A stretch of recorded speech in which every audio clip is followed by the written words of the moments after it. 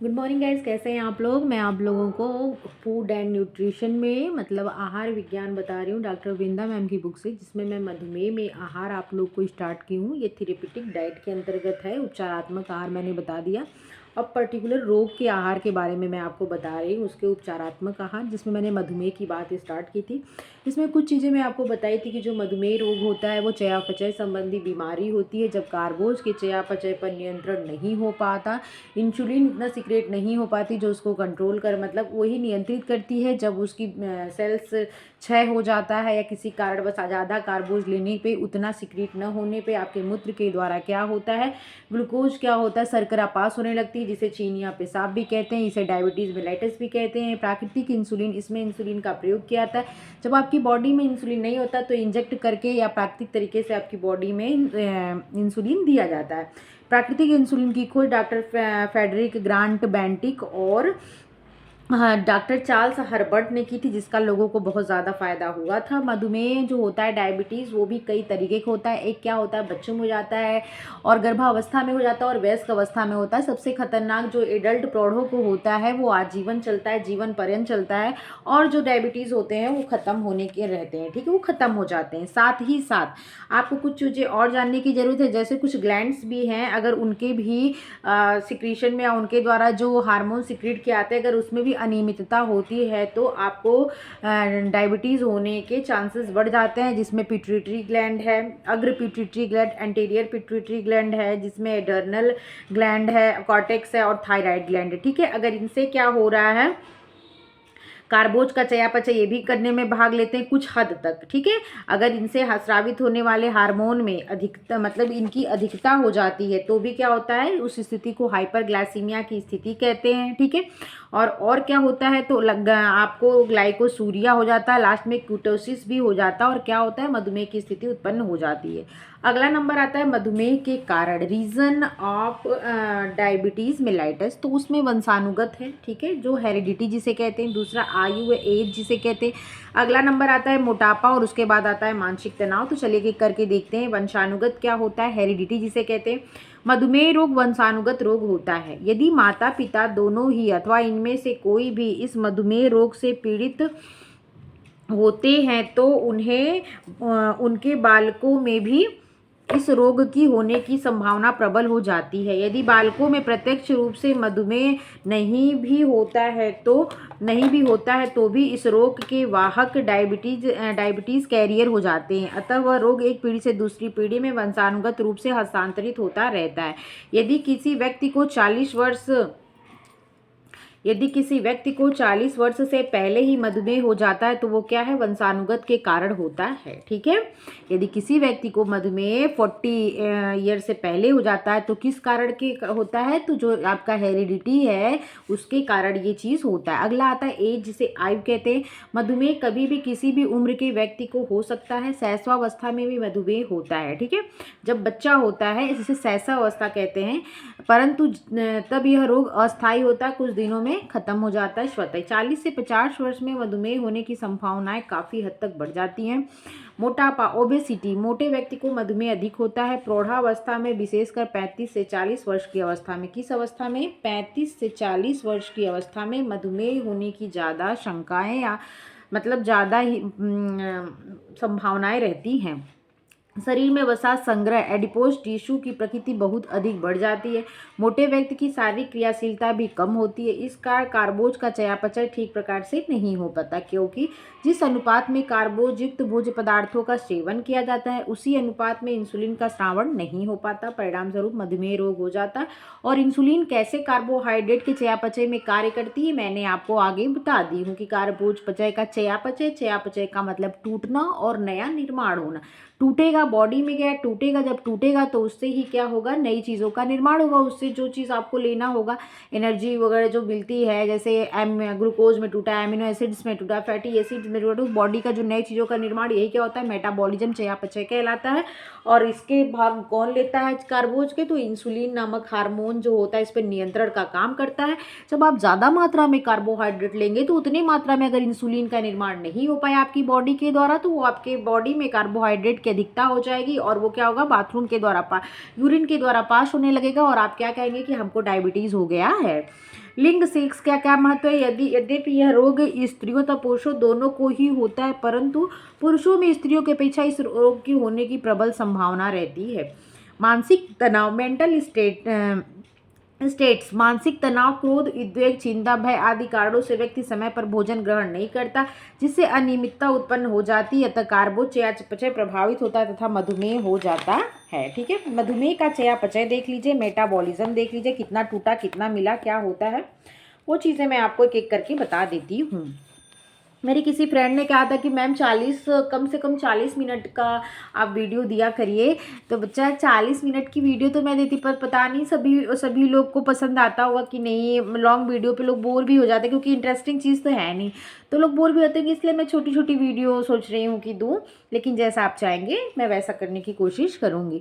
मधुमेह में चयापचय, मेटाबॉलिज्म इन डायबिटीज़ मेलाइटस, कार्बोज का चयापचय, वसा का चयापचय, प्रोटीन का चयापचय। ठीक है, और किस चीज़ में चयापचय, तो जब आपको डायबिटीज़ हुआ हो तो उस टाइम कार्बोज के चयापचय पे क्या असर पड़ता है, कितना क्या लेना चाहिए, क्या बढ़ जाता है, वसा का चयापचय कैसे होता है, क्या दिक्कत आती है, क्या दिक्कत नहीं आती, और प्रोटीन के चयापचय का क्या फ़र्क है, ये चीज़ मैं आपको बताती हूँ।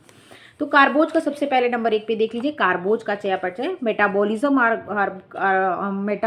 ऑफ कार्बोहाइड्रेट, किस कंडीशन की बात हो रही है, डायबिटीज़ मेलाइटस की। मधुमेह की स्थिति में ऊतकों में ग्लूकोज का ऑक्सीकरण कम हो जाता है। मधुमेह की स्थिति में क्या होता है, ऊतकों के द्वारा ग्लूकोज का ऑक्सीकरण कम हो जाता है, इस कारण रक्त में ग्लूकोज की मात्रा बढ़ जाती है। सामान्यतः एक प्रौढ़ व्यक्ति में रक्त में ग्लूकोज 80 से 120 mg पर 100 ml ऑफ ब्लड होता है। कितना होता है, 80 से 120 mg पर 100 ml ऑफ ब्लड होता है। परंतु इंसुलिन के अल्प स्रावण से रक्त में ग्लूकोज की, मैं पूरा जब चैप्टर कंप्लीट करवा दूंगी ना, आपको डायग्राम के माध्यम से सारी चीज़ें बढ़िया से बता दूंगी कैसे क्या होता है, फिर आपको सारी चीज़ें याद हो जाएंगी, बिल्कुल जबान पे रट जाएंगी, पहले आप बुक पढ़ लो। परंतु इंसुलिन के अल्प स्रावण से रक्त में ग्लूकोज की काफ़ी मात्रा बढ़ जाती है तथा पेशाब से ग्लूकोज निकलने लगता है। आपकी बॉडी में कितना रक्त होना चाहिए, मतलब कितना, 80 से 120 mg पर 100 ml होना चाहिए ब्लड में। ठीक है, लेकिन जब आपकी बॉडी में आपकी ऊतकों के द्वारा ग्लूकोज का ऑक्सीकरण सही से नहीं होता, किस कंडीशन में, मधुमेह की कंडीशन में, तो ये क्या होता है, आपकी बॉडी में ये जो ग्लूकोज होता है वो रक्त में क्या होता है, मिल जाता है। रक्त में मिलेगा तो क्या होगा, ब्लड, कहते हैं ब्लड शुगर हो गया, तो क्या होता है, आपके ब्लड में ग्लूकोज की मात्रा बढ़ेगी और पेशाब के माध्यम से निकलेगी। परंतु इंसुलिन के अल्प स्रावण से रक्त में ग्लूकोज की काफ़ी मात्रा बढ़ जाती है, पेशाब से ग्लूकोज निकलने लगता है, जिसके कारण ग्लाइकोसूरिया, पेशाब से ग्लूकोज का निकलना ही क्या कहलाता है, ग्लाइकोसूरिया कहलाता है। ग्लूकोज का निकलना मतलब शर्करा का निकलना, चीनिया पेशाब जिसे कहते हैं, उसे क्या कहते हैं, तो ग्लाइकोसूरिया कहते हैं। ऊतकों में ग्लूकोज की ऑक्सीकरण क्षमता काफ़ी कम हो जाती है, परिणामतः रक्त में ग्लूकोज बढ़ने लगता है। कहने का मतलब यहाँ साफ साफ लिखा है कि इंसुलिन के अल्प स्रावण से रक्त में ग्लूकोज की मात्रा बढ़ जाती तब पेशाब के द्वारा ग्लूकोज निकलने लगता है, जिसे क्या कहते हैं, ग्लाइकोसूरिया कहते हैं। यदि रक्त में ग्लूकोज की मात्रा 180 mg पर 100 ml ब्लड होता है, तब ग्लूकोज पेशाब के माध्यम से निकलता, होना कितना चाहिए, 80 से 120, लेकिन ये 120 से बढ़कर 180 हो गया। जब आपकी रक्त में 100 ml रक्त में ग्लूकोज की मात्रा जब 180 हो गई, तो तब इस कंडीशन में आपके पेशाब से क्या होगा, ग्लूकोज निकलने लगता है। मधुमेह की स्थिति में रक्त में, ये पेशाब की बात होती है, अब रक्त का नंबर आता है। मधुमेह की स्थिति में रक्त में 400 से 600 mg पर 100 ml तक ग्लूकोज की मात्रा बढ़ जाती है। मधुमेह की स्थिति में जब आपको मधुमेह नामक बीमारी हो गई हो, तो उस स्थिति में आपके रक्त में 400 से 600 mg पर 100 ml में क्या हो जाता है, ग्लूकोज की मात्रा बढ़ जाती, जिसे ही क्या कहते हैं, ग्लाइकोसूरिया कहते हैं। और जब ये ग्लाइकोसूरिया का मतलब क्या होता है, आपके पेशाब के माध्यम से शर्करा निकलने लगती है और आपको क्या होता है, बार बार मूत्र त्यागने का मन करता है, जिसे क्या कहते हैं, पॉलीयूरिया कहते हैं। जब आप बार बार मूत्र त्यागेंगे तो आपके शरीर में क्या होगी, जल की कमी होगी, तो आपको क्या होगा, बार बार प्यास लगेगी, पॉलीफेजिया कहेंगे। ठीक है, फिर क्या होता है, पॉलीडिप्सिया कहते हैं। ठीक है, पॉलीडिप्सिया, फिर पॉलीयूरिया, ये सब चीज़ें मैं आपको बताऊंगी, पॉलीफेजिया, पॉलीडिप्सिया, पॉलीयूरिया, ग्लाइकोसूरिया, जितने इसमें जो टर्म्स है शब्द के, सारी चीज़ें मैं एक एक करके आपको बहुत बढ़िया से समझाऊंगी, बस आप बने रहो हमारे साथ। जैसा हम जानते हैं कि शरीर के लिए ग्लूकोज मुख्य 3 स्रोतों से प्राप्त किया जाता है। ग्लूकोज मुख्य रूप से किन किन 3 स्रोतों से प्राप्त किया जाता है? तो कार्ब्स के द्वारा, जैसे कार्बोहाइड्रेट, वसा, फैट के द्वारा और प्रोटीन के द्वारा। साफ साफ यहाँ पे लिखा हुआ है कि जैसा हम जानते हैं कि शरीर के लिए ग्लूकोज मुख्यतः 3 स्रोतों से प्राप्त किया जाता है। कार्बोज के द्वारा 100% ग्लूकोज प्राप्त होता है। प्रोटीन के द्वारा जो एमिनो एसिड होते हैं उससे 58% ग्लूकोज प्राप्त होता है। और वसा के द्वारा कितने परसेंट? तो 10% भाग ग्लूकोज में परिवर्तित होता है। वसा का चयापचय दिख नहीं रहा है, मुझे लग रहा है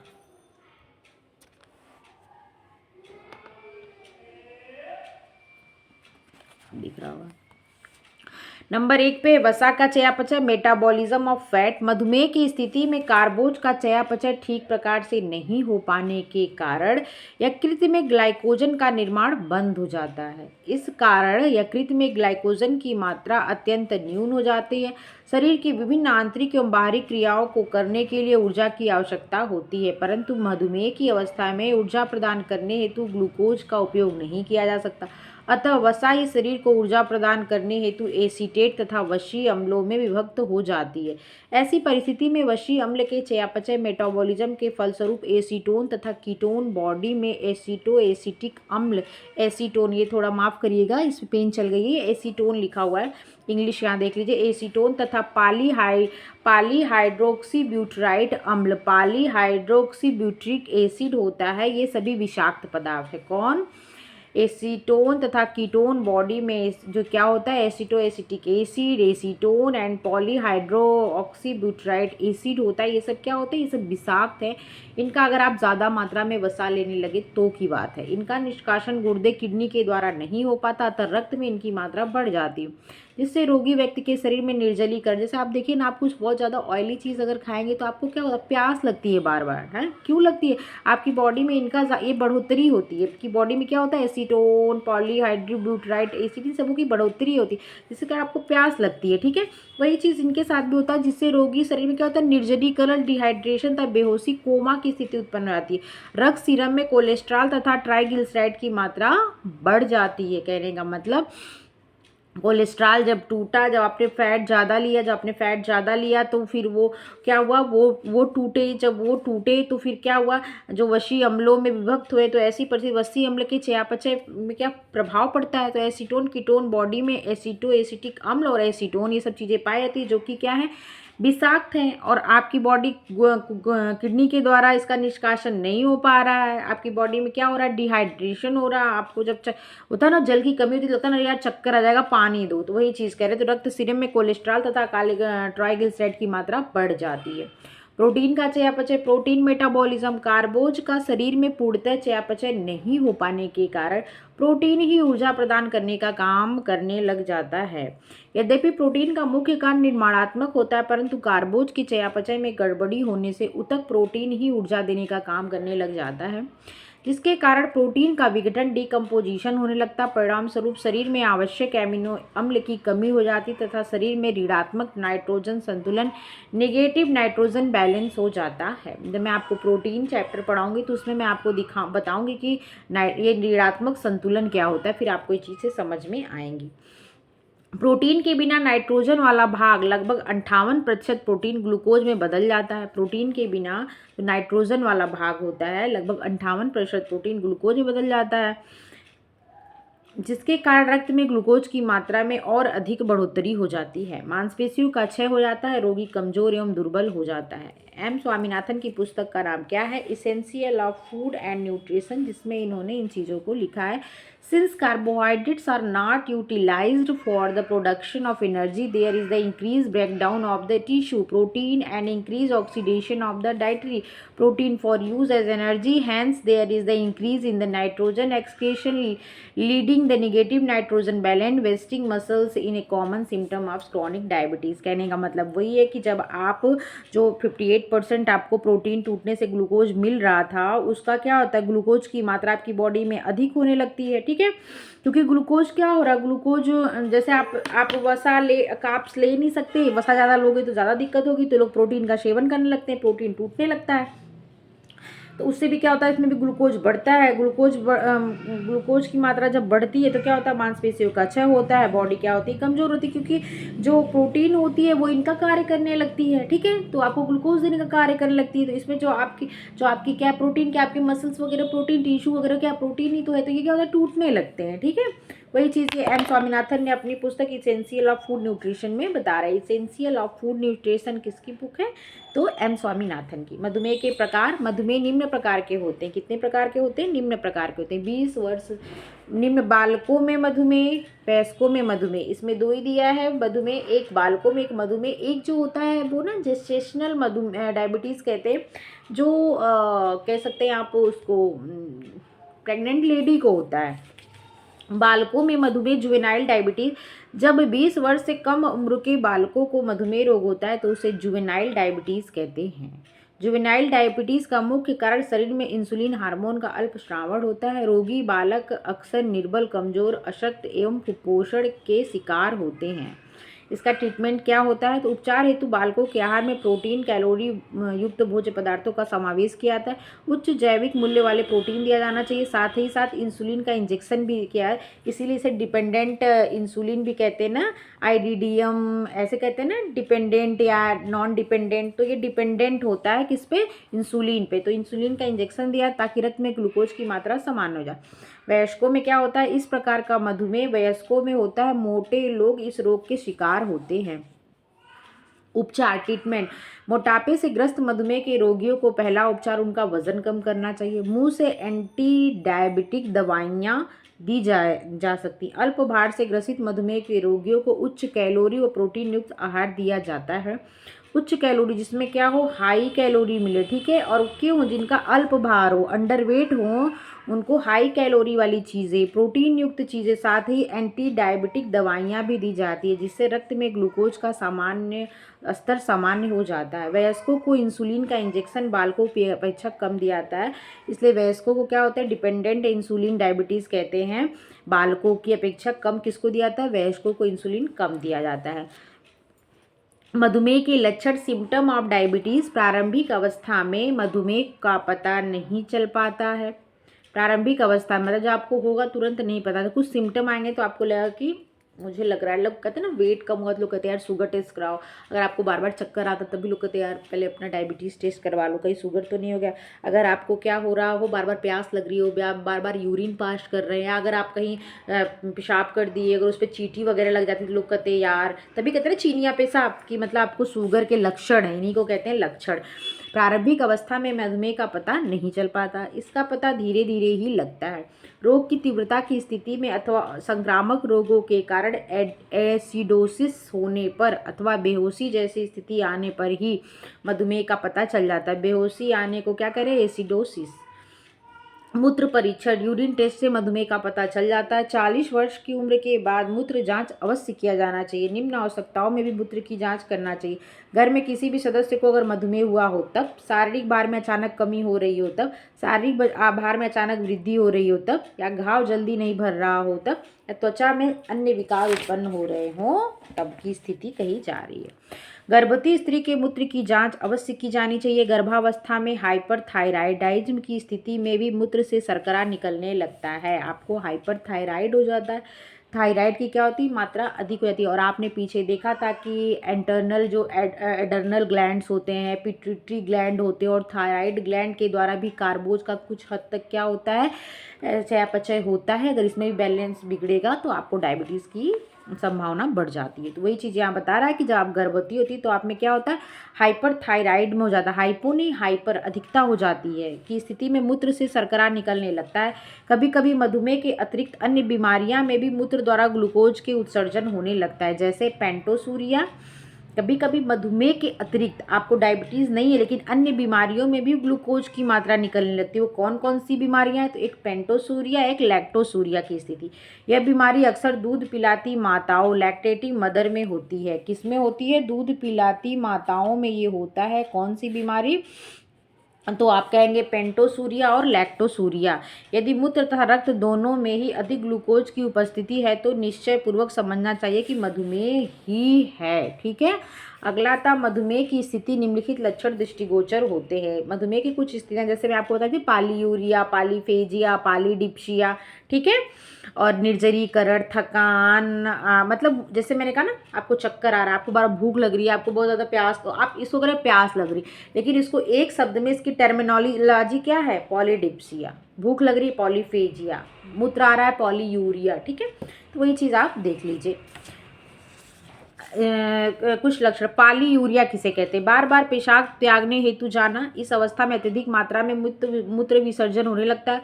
मूत्र के साथ ग्लूकोज का भी निष्कासन होता है। किस स्थिति में, पॉलीयूरिया में। पॉलीफेजिया क्या होता है, रोगी को अधिक भूख लगती है क्योंकि कार्बोज का सही ढंग से पूर्ण रूप से चयापचय नहीं हो पाता, ग्लूकोज का ऑक्सीकरण कोशों ऊतकों में नहीं जा पाता, अतः बिना उपयोग हुए ही ग्लूकोज मूत्र के साथ निकल जाता है। कोशों एवं तंतुओं को विभिन्न क्रियाओं को संपन्न करने हेतु ऊर्जा की आवश्यकता होती है, इसलिए रोगी को जल्दी भूख लग जाती है। अगला आता है पॉलीडिप्सिया। रोगी को बार बार अधिक प्यास लगते हैं। बार बार मूत्र शरीर से उत्सर्जन से शरीर में तरल पदार्थों, पानी की कमी हो जाती है।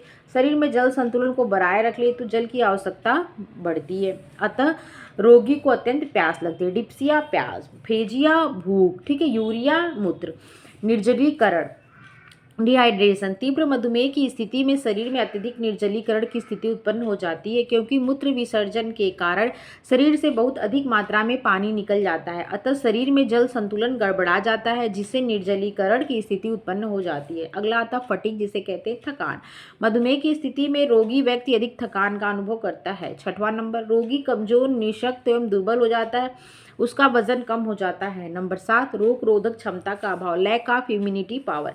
मधुमेह के रोगियों में संक्रामक रोगों से लड़ने की क्षमता का काफ़ी ह्रास होता है, वे विभिन्न रोगों के शिकार हो जाते हैं, उन्हें बुखार, क्षय रोग, पीलिया आदि रोग हो जाते हैं। नंबर 8, घाव देरी से भरना, लेट हीलिंग ऑफ वुंड। मधुमेह के रोगियों में घाव देरी से भरता है क्योंकि श्वेत रक्त कणिकाएं WBC में लड़ने की क्षमता कम हो जाती है। इसका मुख्य कारण रक्त में ग्लूकोज की अधिक मात्रा का होना। आपकी बॉडी में घाव अगर देरी से भर रहा है तो उसका कारण क्या है, जो आपका WBC है, जो रोगों से लड़ता है, वाइट ब्लड सेल जिसे कहते हैं, उसकी क्या होती है, उसकी क्षमता कम हो जाती है। उसका भी मुख्य कारण क्या है कि आपकी बॉडी में ग्लूकोज की मात्रा का अधिक होना। इसलिए लोग कहते हैं चीनी उनी कम खाना चाहिए। ठीक है। जिससे आपकी स्किन, आपका हेयर, आपकी बॉडी सब कुछ सही रहेगा। डायबिटिक कोमा, अगला पॉइंट क्या है, डायबिटीज कोमा जिसे कहते हैं। मधुमेह की स्थिति में कार्बोज का चयापचय ठीक प्रकार से नहीं हो पाता, वसा ऊर्जा उत्पादन का कार्य करने लगती है। वसा का ऑक्सीकरण तीव्रता से होने लगता है। वसा के ऑक्सीकरण, ऑक्सीडेशन से यकृत में अधिक मात्रा में कीटोन बॉडी बनने लगते हैं। कीटोन ऊर्जा प्रदान करता है, परंतु वसा के ऑक्सीकरण से जितना कीटोन बॉडीज बनता है उतना उपयोग शरीर के उत्पादन हेतु नहीं हो पाता। परिणामतः कीटोन बॉडी रक्त में जमा होने लगता है। कीटोन में एसीटो एसिटिक अम्ल तथा बीटा हाइड्रॉक्सिक ब्यूटाराइट अम्ल होता है। ये शक्तिशाली अम्ल होते हैं, इनका निष्कासन गुर्दों द्वारा नहीं हो पाता, अतः रक्त में इनकी मात्रा बढ़ती जाती है तथा एडोसोसिस हो जाता है। एसिडोसिस के कारण व्यक्ति को बेहोशी आने लगती है, वह मूर्छित हो जाता है। रोगी की भयंकर तीव्रता की स्थिति में कई दिनों तक इसी अवस्था में पड़ा रहता है, जिसे डायबिटिक कोमा कहते हैं। अगर वो बेहोशी की स्थिति में कई दिन तक पड़ा रहता है तो उसे डायबिटिक कोमा कहते हैं। और अगर उसे मूर्छा आता है तो उसे क्या कहते हैं, एसिडोसिस कहते हैं। किस कारण से आता है, जब आपकी बॉडी में आप ग्लूकोज नहीं ले रहे हो, वसा का कार्बोज का चयापचय ठीक से नहीं हो रहा, तो वसा उसकी पूर्ति कर रहा है, तो वसा का उत्पादन क्या हो जाएगा, अधिक हो जाएगा। जब उत्पादन अधिक हो जाएगा तो वो कीटोन बनता है। मात्रा में क्या होता है, कीटोन बॉडी बनेगा। वसा के ऑक्सीकरण से क्या होता है, यकृत में अधिक मात्रा में कीटोन बॉडी बनेगा। तो कीटोन बॉडी जितना यूज़ नहीं हुआ तो जो बचा वो कहाँ गया, आपके ब्लड में गया।